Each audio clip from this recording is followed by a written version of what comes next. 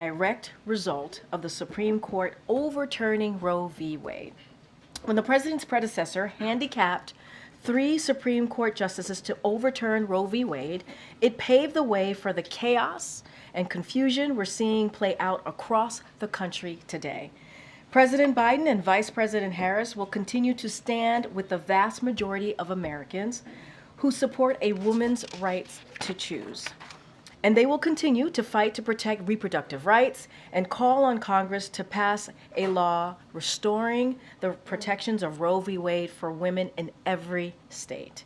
On the topic of healthcare, you just heard from the president earlier today. He marked Care Workers Recognition Month by joining care workers, union members, and advocates to highlight his administration's work to make care more affordable for American families.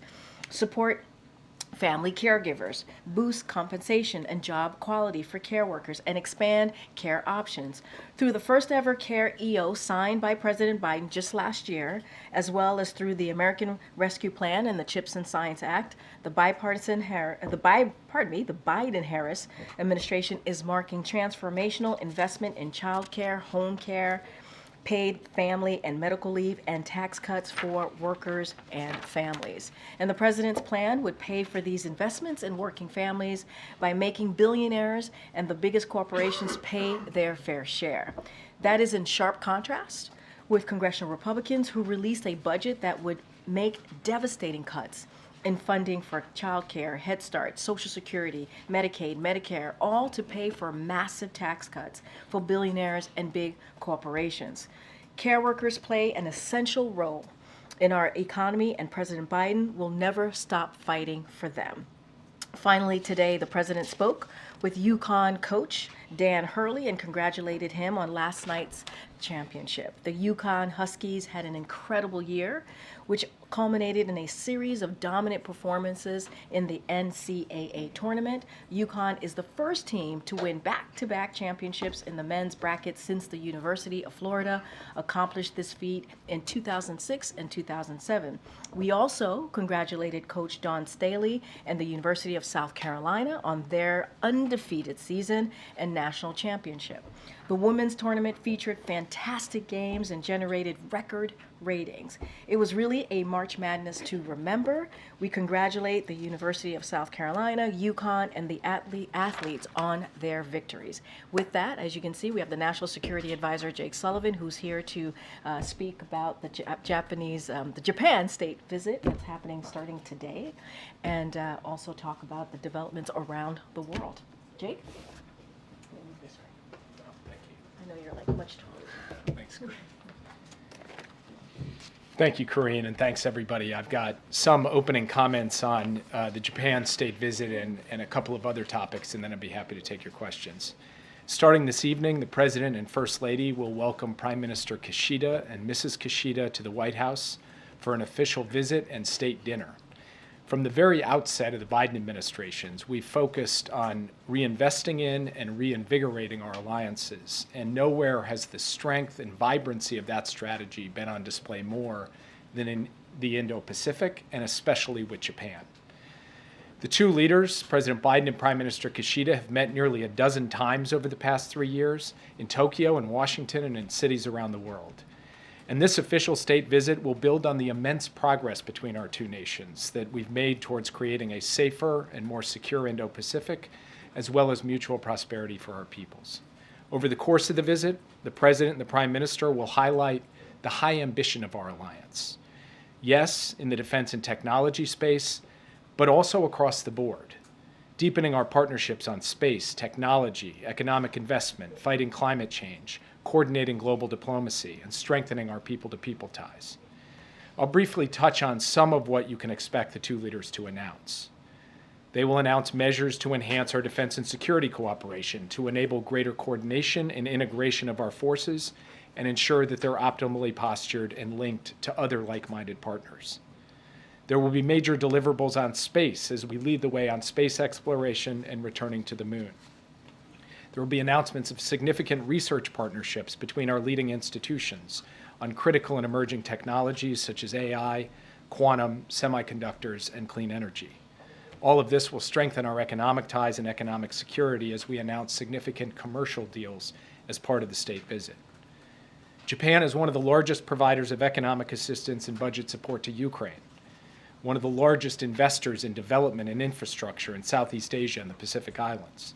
And this visit will highlight Japan's continued role in global diplomacy and development and the coordination that the U.S. and Japan have together with significant deliverables on global assistance and investment both inside and outside the Indo-Pacific. And we'll also announce new initiatives to further foster our cultural connections and promote ties between current changemakers and future generations of leaders. Following the important visit that Prime Minister Kishida is initiating this evening and that will carry through tomorrow, President Biden will welcome President Marcos of the Philippines to the White House on Thursday for his second bilateral meeting at the White House in as many years. President Biden will also host the first ever trilateral leaders summit between the United States, Japan, and the Philippines. The U.S., Japan, and the Philippines are three closely aligned maritime democracies with increasingly convergent strategic objectives and interests. Just this past week, our three countries and Australia held joint naval drills in the South China Sea. When I met with my Japanese and Filipino counterparts in Tokyo last June, we agreed to enhance our nation's trilateral partnership, and this week is a culmination of months of effort since that meeting in Tokyo last June. The three leaders will announce new initiatives to enhance energy security, economic and maritime cooperation, partnerships on technology and cybersecurity, and joint investments in critical infrastructure. And with this first ever Leaders Trilateral, we're continuing to deepen our cooperation with our closest partners to ensure what we've talked about many times from this podium and elsewhere, a free, open, and prosperous Indo-Pacific. Over the past 3 years, the President has achieved historic breakthroughs across the region, across the Indo-Pacific. He's launched AUKUS, elevated the Quad, brought the U.S.-Japan ROK Trilateral to new heights, upgraded relations with ASEAN, Vietnam, and Indonesia, and hosted 2 Pacific Island summits and 1 ASEAN summit here at the White House. And we look forward to adding another momentous chapter to this story with both the state visit that Prime Minister Kishida has embarked upon and this historic trilateral meeting among the U.S., Japan, and the Philippines. I also want to take a moment before going to your questions to address the events of April 5th in Quito, Ecuador. We condemn this violation of the Vienna Convention on Diplomatic Relations, including the use of force against embassy officials. We've reviewed the security camera footage from the Mexican embassy and believe these actions were wrong. The Ecuadorian government disregarded its obligations under international law as a host state to respect the inviolability of diplomatic missions and jeopardized the foundation of basic diplomatic norms and relationships. We've asked Ecuador to work with Mexico to find a resolution to this diplomatic dispute, and to that end, we welcome the Organization of American States Permanent Council meeting this week to help reach a peaceful diplomatic solution. Finally, let me say something on an important issue that's moving through the House this week, reauthorization of 702 of FISA. The administration strongly supports the bipartisan bill, whose text is now with the Rules Committee, to reauthorize this essential intelligence authority and other FISA provisions before they would expire on April 19th. If we lost 702, we would lose vital insight into precisely the threats Americans expect us in government to identify and counter. Terrorist threats to the homeland, fentanyl supply chains bringing deadly drugs into American communities, hostile governments' recruitment of spies in our midst, transnational repression by authoritarian regimes, penetrations of our critical infrastructure, adversaries' attempts to illicitly acquire sensitive dual-use and military commodities and technology, ransomware attacks against major American companies and nonprofits, Russian war crimes, and more. So to protect the American people, we need to maintain this vital collection authority while strengthening its protective guardrails with the most robust set of reforms ever included in legislation to reauthorize Section 702. And this bill does that. For these same reasons, the administration strongly opposes the amendment we anticipate being offered that would rebuild a wall around and thus block access to already lawfully collected information in the possession of the U.S. government. The amendment, if it looks like what we've seen before, would prohibit U.S. officials from reviewing critical information that the intelligence community has already lawfully collected, with only exceptions that are exceedingly narrow and unworkable in practice.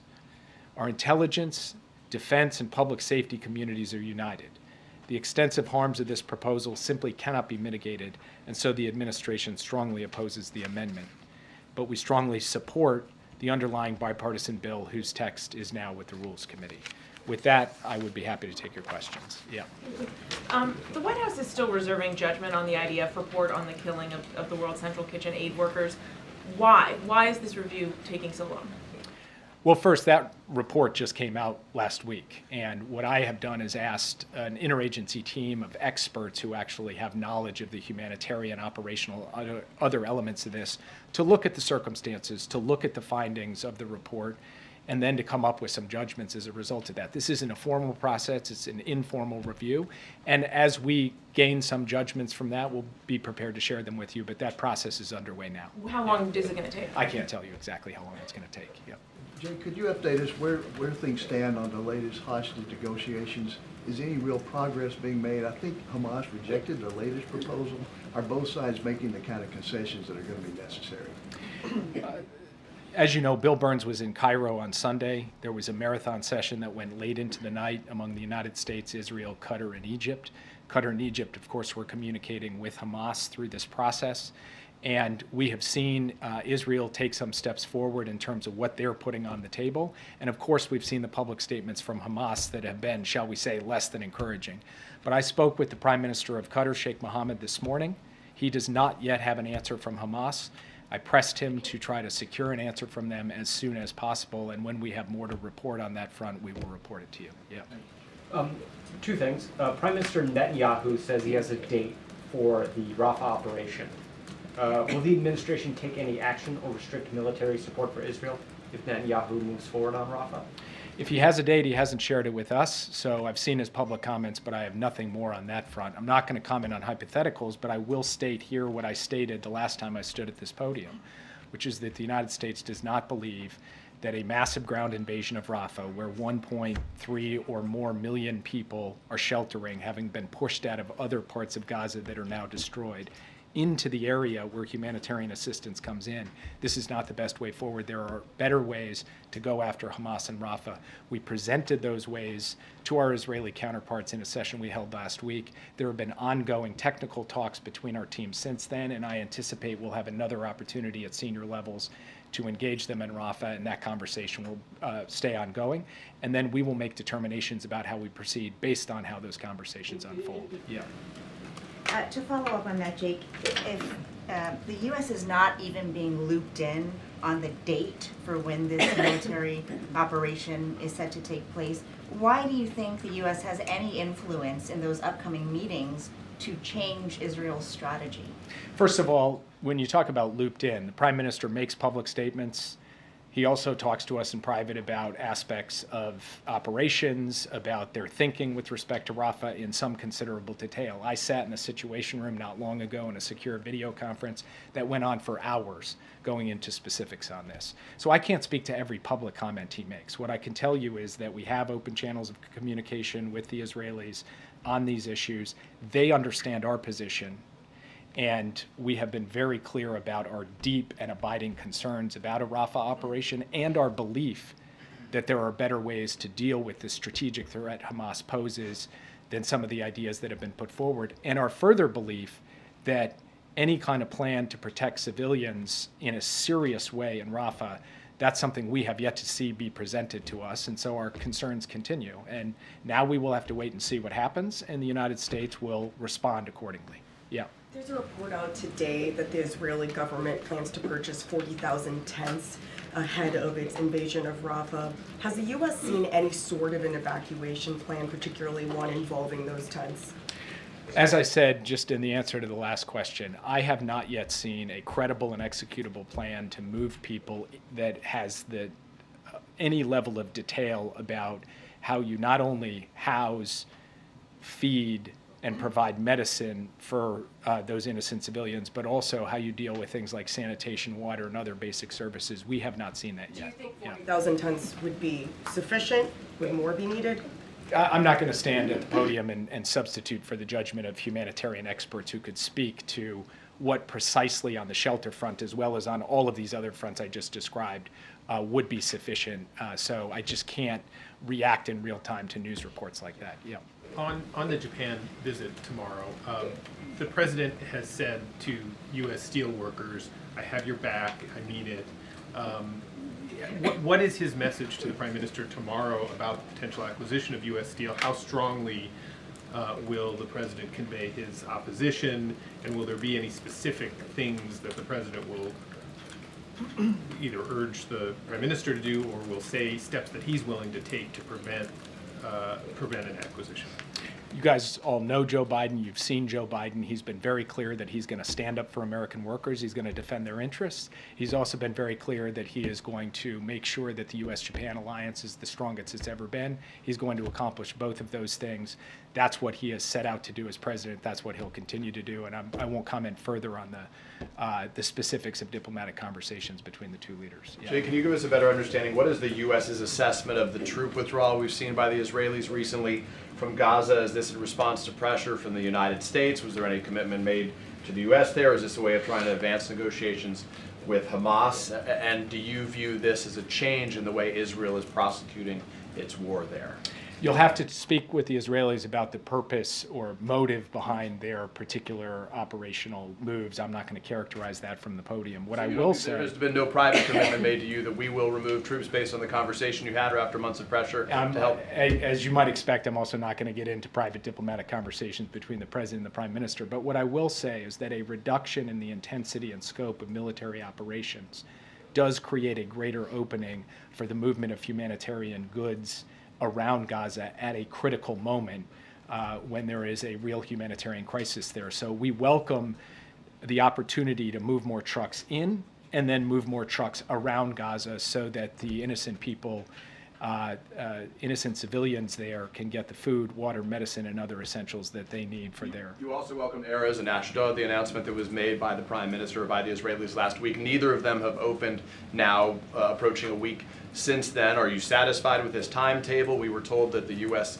from your colleague John Kirby, needed to see action within hours or days. It's now days, but certainly well beyond hours. Are you satisfied by the pace of this, and what commitments has the U.S. been made about how soon that will occur? Well, just to take the opening point of your question, which is that we welcome these steps. What we actually said very clearly from the first minute was Israel has made public statements. Now we need to see them follow through with action, and that action needs to be specific, concrete, and measurable. And that goes for the opening of a crossing into northern Gaza from Israel. It goes for the opening of Ashdod port. When it comes to those two things, we will watch to see what unfolds over the next few days. What John Kirby was talking about in terms of hours was a step change in the willingness of the Israeli government to take action to get more aid into Gaza. And if you look at the last 2 days, there has been a substantial increase in the amount of aid going into Gaza. That's good. It is not good enough. We would like to see more action following through on what the Prime Minister has announced publicly, and we'd like to see that over the course of the next few days. Yeah.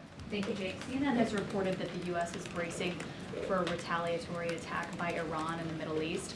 What can you tell us about your current assessment, whether that's inevitable, and what the U.S. is doing to safeguard its assets there? So we are watching public statements by Iranian officials, public reports of Iranian plans to potentially take retaliatory action, and we have made clear that, as the president said to the prime minister and as was read out in his call, that America's support for Israel's security is ironclad and America's support for Israel's defense against threats from Iran and its proxies is ironclad. And I'm not going to speak to operational details beyond that. On Ukraine, Speaker Johnson has said that he will pursue what he described as innovations to the Senate package. Has the White House been briefed on what those innovations are and whether the president could support any of them? Our teams between the White House and Speaker Johnson's teams, as well as with the other leaders in both the House and the Senate, have had ongoing discussions about how we get a bipartisan, a bill that is supported on a bipartisan basis, passed by 70 votes in the Senate. We believe it could be passed by an overwhelming bipartisan majority in the House, actually onto the floor and voted upon. And I'm not going to speak to the specifics of those conversations because I don't want to negotiate from the podium. Yeah. Thanks, Jake. Just on Russia, Russian investigators said today they're opening a probe into the financing of terrorism that they say involves Western countries, specifically including funds received by the firm Burisma, by which Hunter Biden was employed.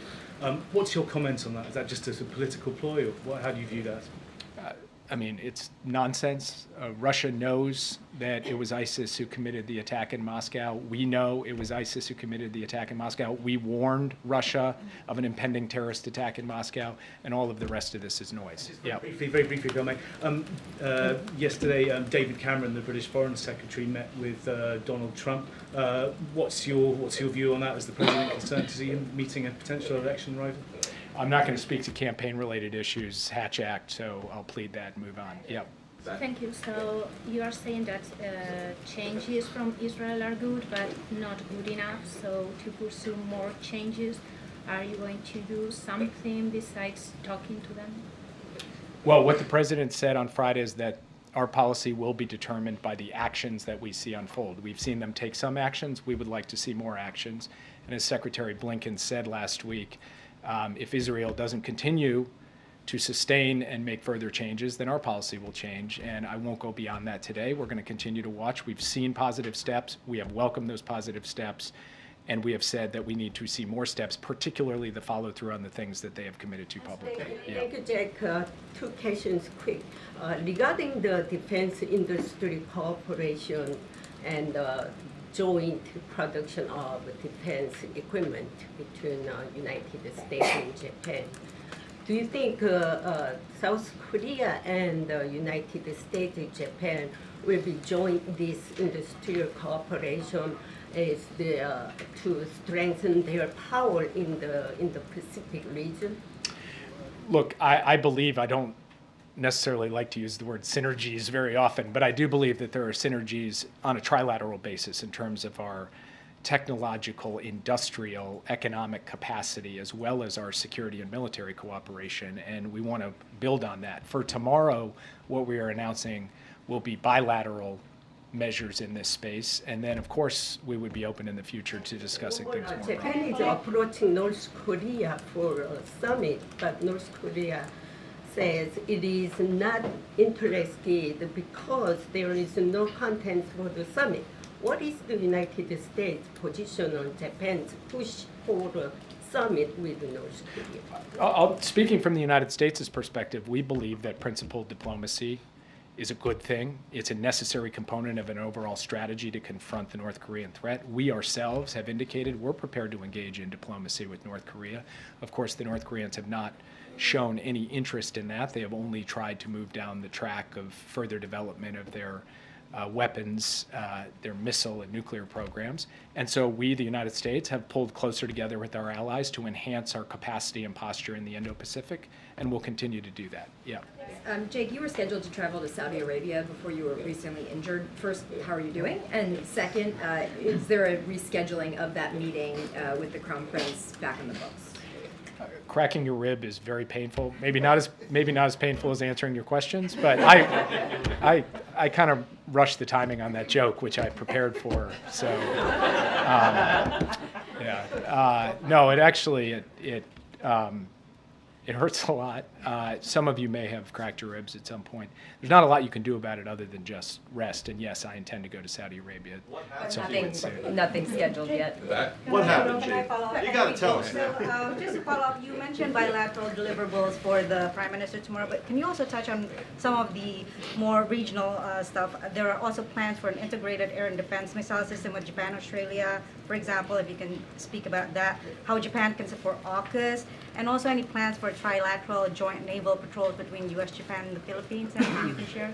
Well, first of all, on the naval patrols, we just saw trilateral plus Australia, a new form of quadrilateral joint naval patrols last week, so you can expect to see more of that in the future. With respect to AUKUS, there was an AUKUS Defense Ministerial yesterday with a statement that came out of it that indicated what we've been saying for quite some time, which is that under Pillar 2 of AUKUS, which is the advanced technology pillar, we're prepared to work with additional partners beyond the three of us where they can bring capabilities. And Japan is one of the countries that could very well bring capabilities to that. So we will explore partnership with Japan under Pillar 2 of AUKUS as well as other partners. So is the approach broadly, I mean, if we look at this, it's kind of like what you guys have been trying to do in the Middle East against Iran, this this integrated missile air defense system. So is the president's ultimate vision ultimately an air and also naval network of alliances against Iran in the Middle East and then China in the Indo-Pacific? Is that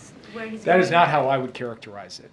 The president has said that his alliances are not designed against, they're designed for. They're designed for a free and open Indo-Pacific, for peace and stability in the Indo-Pacific, and frankly, the American alliance system has helped bring peace and stability to the Indo-Pacific for decades, and now we need to update and upgrade that alliance network for the modern age. And that includes also reaching out to partners who are not traditional treaty allies of the United States, who have a key role to play in ensuring that the Indo-Pacific remains free, open, prosperous, and secure. So that's how we're looking at things across the region. And by the way, it goes way beyond security.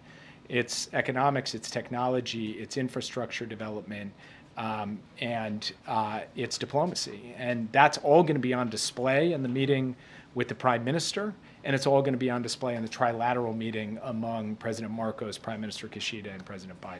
Yeah. On Gaza, please, Jake, if I may. Tomorrow is the end of Ramadan. The president originally said that the goal was a ceasefire before Ramadan. Tomorrow is the end of Ramadan. What does that say about the president's ability to bring about peace? Well, I think it says more about the fact that you have a party, Hamas, who is holding innocent people, that it took hostage a long time ago. Doesn't get a lot of attention, unfortunately, in the commentary, and I've said that from the podium before. And there could be a ceasefire in place today that would extend for several weeks, to be built upon longer if Hamas would be prepared to release some of those people. So let's train the attention where it belongs, which is that the world should say at this moment to Hamas, it's time. Let's go. Let's get that ceasefire. We're ready. I believe Israel is ready, and I think Hamas should step up to the table and be prepared to do so as well. Yeah. Xi Jinping met earlier today with Russian Foreign Minister Lavrov. I wondered what you made of that meeting, and just is the U.S. seeing any evidence that China may offer some type of direct military aid to Russia in the war with Ukraine? We have not seen any evidence that they'll provide direct military aid to Russia, but we have expressed our concerns about inputs to Russia's defense industrial base, something Secretary Blinken spoke about, I think, quite effectively in Europe last week. I can't comment on the meeting or characterize it yet because I actually haven't had a chance to get a readout. Yeah. Jay, just to follow up on Danny's question, a policy question, not a political question. With Cameron at Mar-a-Lago, is this something that the administration knew about in advance?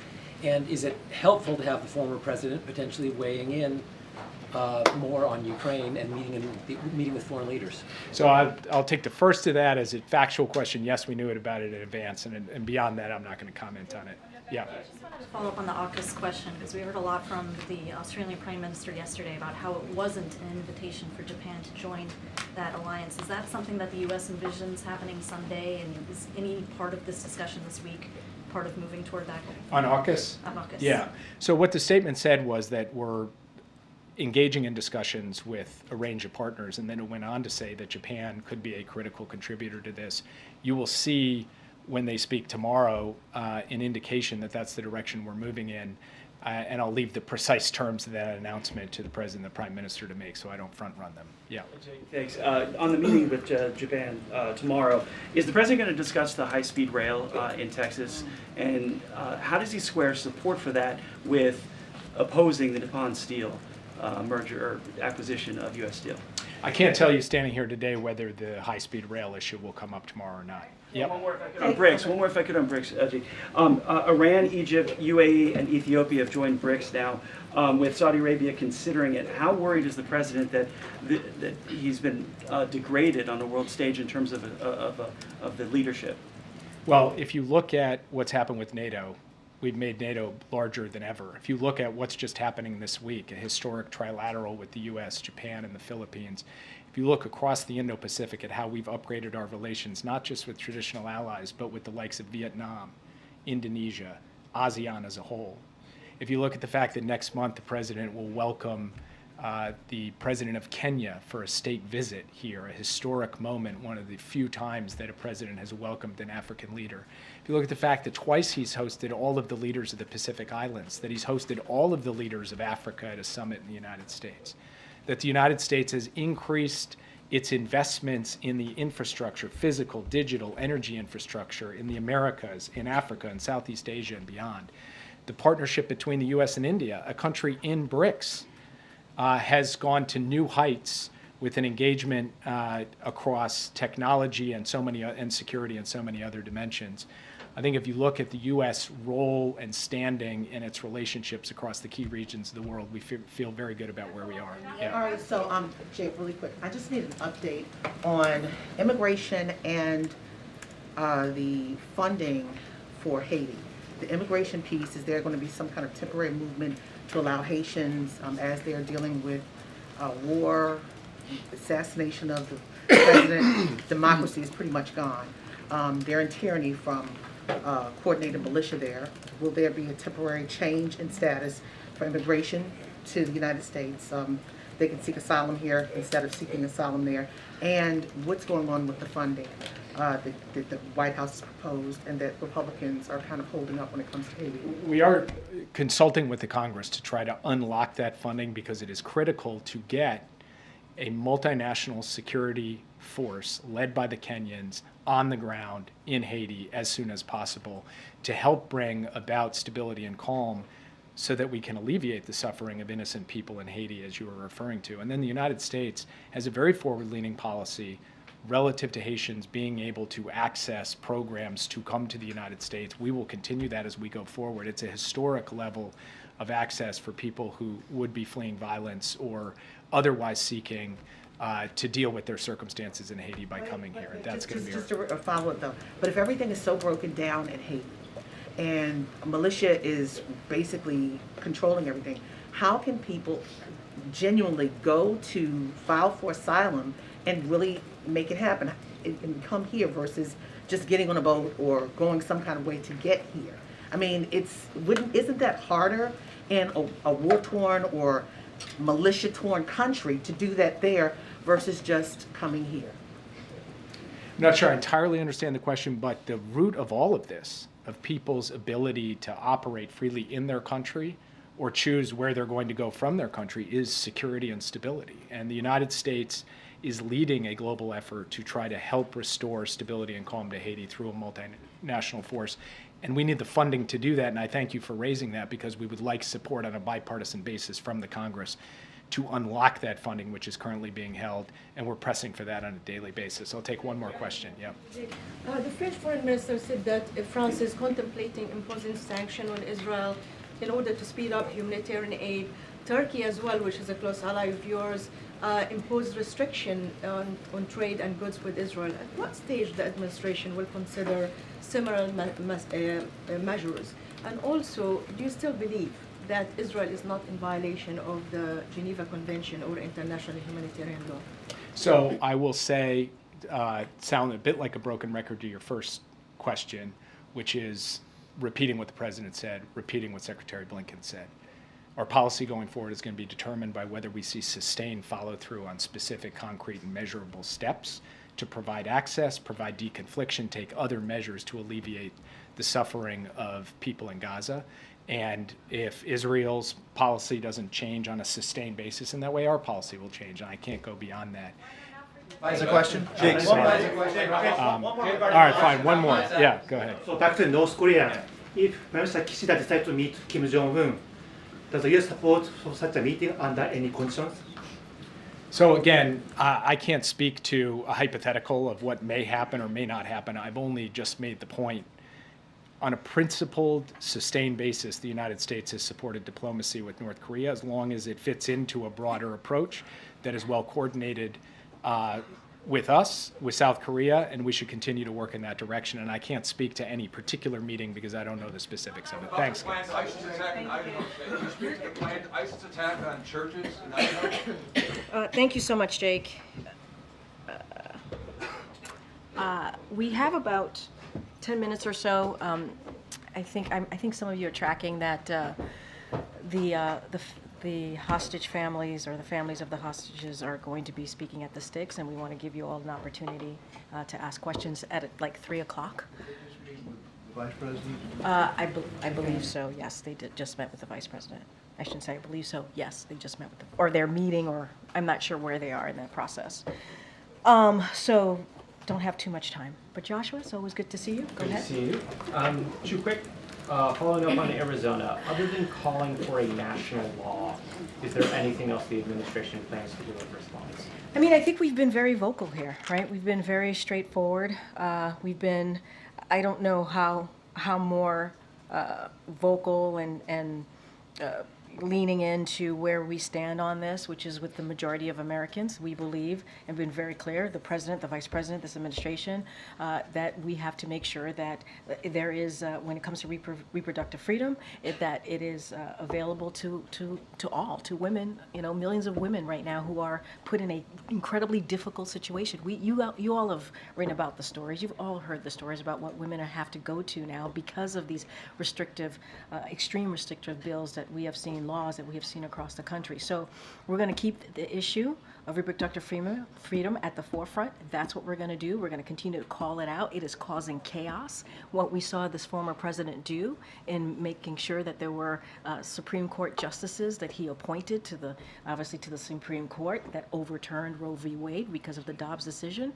And, it's created some awful stories, some chaos, as I just mentioned, and so we're going to continue to put that out at the forefront. We believe that women's lives are at stake across the country, and we're just not going to stop speaking out. And obviously, we're going to ask Congress to legislate and make Roe v. Wade the law of the land, and that's something that we're going to continue to do. And then inflation's at 3.2%. It's higher than it was in January.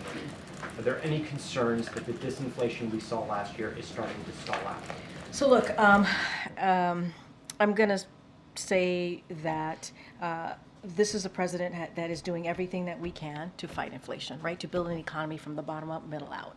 And we've been pretty consistent about that. And over what we have seen over the past several months is that inflation is down 2/3 and core inflation is at the lowest since May of 2021. That matters. Wages are rising faster than prices over the last year.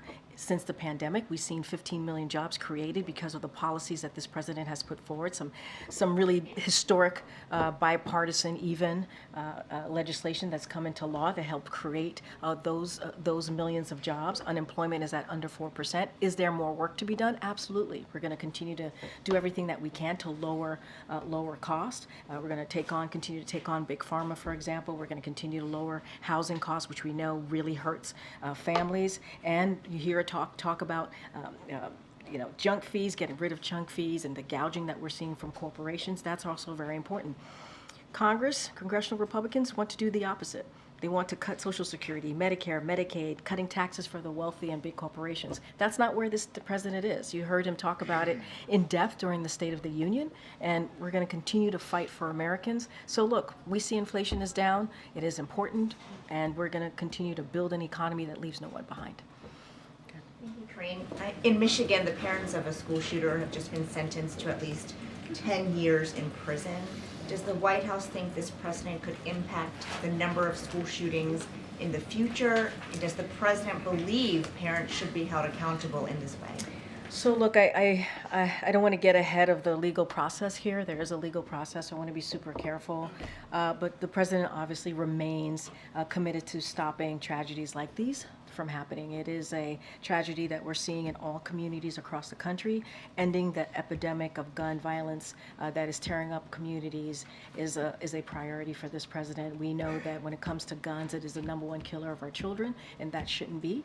So we know that most students who carry out the K-12 school shootings are using firearms they obtain from home of a friend or a family member. That's why we recently announced new executive actions to help promote the safe storage of firearms. The U.S. Department of Education released guidance to help parents and families learn about the importance of safe firearm storage, and the DOJ released a gun guide on best practices for safely storing firearms.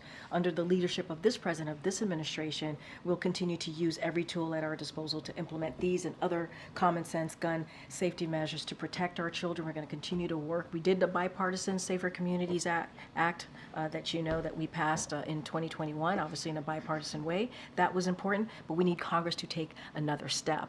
And so we're going to continue to push Congress on taking more steps to get those weapons of war, if you will, off our streets. And that's what the president wants to continue to do. So no reaction? No, I'm going to be super careful about the legal process. I've talked through, I just laid out, I think in pretty detail about what we're doing to make sure that, as we know, the K-12 students who carry out those types of horrific actions, they're easily have access to firearms. So we're trying to, through DOJ, through an executive action, try to figure out and really help parents and folks really store their firearms in a way that this doesn't happen. So we've taken actions and steps in those forms in that way. And so, look, we're going to continue to do what we can to work with Congress to do more.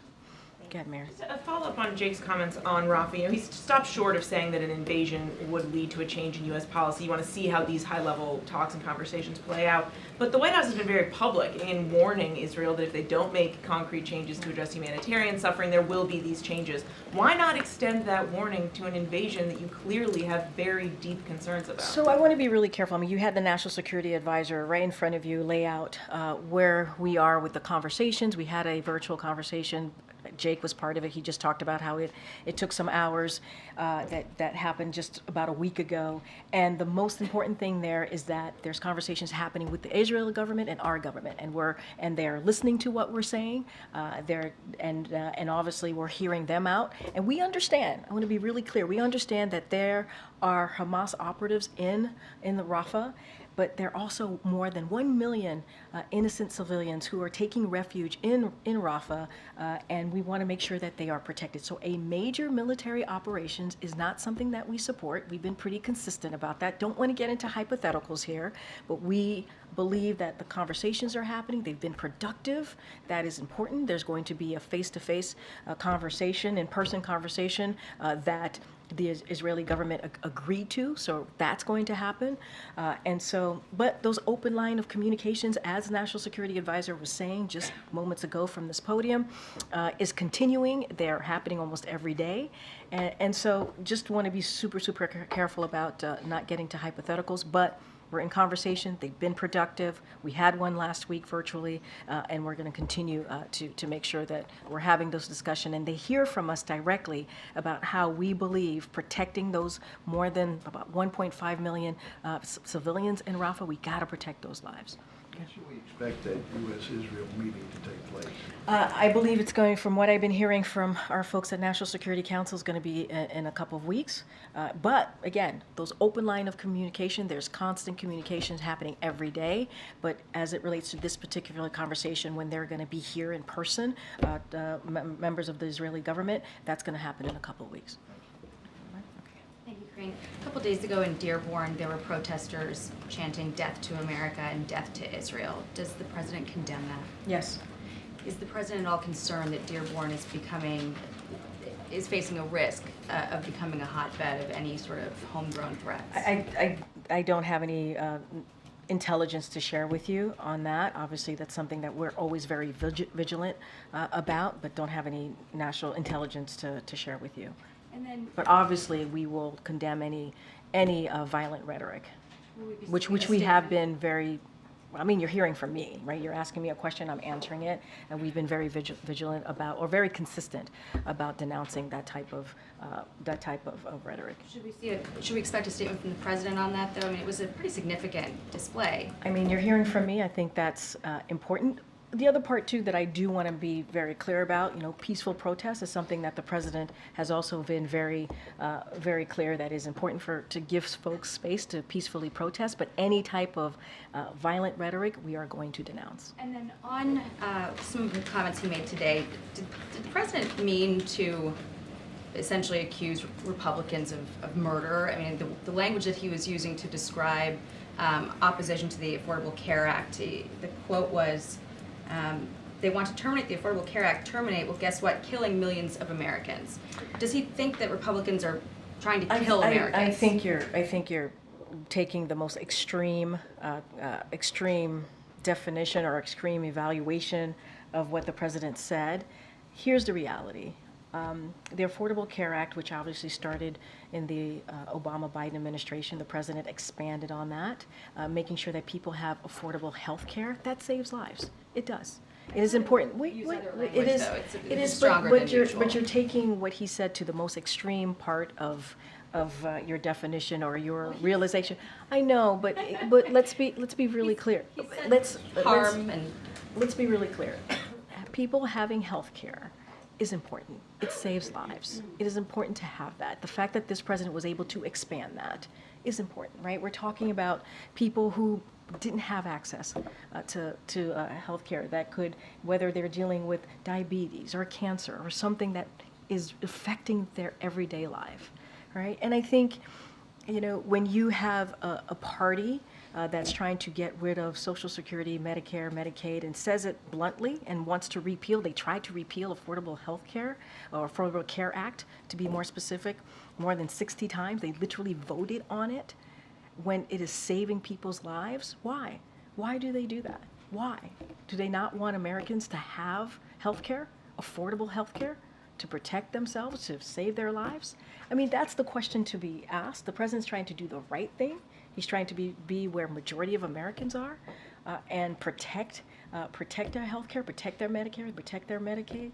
And you don't see that from the other side. You just don't. He literally had a back and forth with them during the State of the Union about that. So, okay. On the nomination of Adil Manji, there are 3 Democrats publicly opposed. Does the administration feel like there are some winnable Republican votes here? And is the administration committed to filling this circuit court position by the end of the year, even if that means, moving on from Somebody's door. I don't know what's happening. A chime. Everything's okay off. here? It's windy. It's windy. It's actually warm. But to your question, I'm going to be, I'm not going to comment or respond to particular members. I will say what I've said many times from here is that the president is deeply proud to have nominated an extraordinary qualified person for this position who is being targeted by malicious attacks. We know that. We have heard from the Anti-Defamation League. They made that clear. They debunked the right-wing smear campaign against Mr. Manji. They said it was profoundly wrong. And it is unfortunate that we're seeing this. And so we're fighting for him. We are continuing to have conversations with members of Congress about this. We're committed to getting him through. This president believes that he's highly qualified and is proud to have nominated him to this position. We have one more question because we're running out. Go ahead, Brian. Thanks a lot, Karine. I wanted to ask about the Mayorkas impeachment. House Republicans are planning to send articles of impeachment to the Senate. What is the president's response to this, and has the president personally reached out to members of the Senate to talk about this? So the president spoke, I think, the last time they tried to do this and were unsuccessful. The president put out a statement and he said that history will not look kindly on House Republicans about this. It is a blatant act of unconstitutional partisanship. That's what the president has said. He continues to believe that.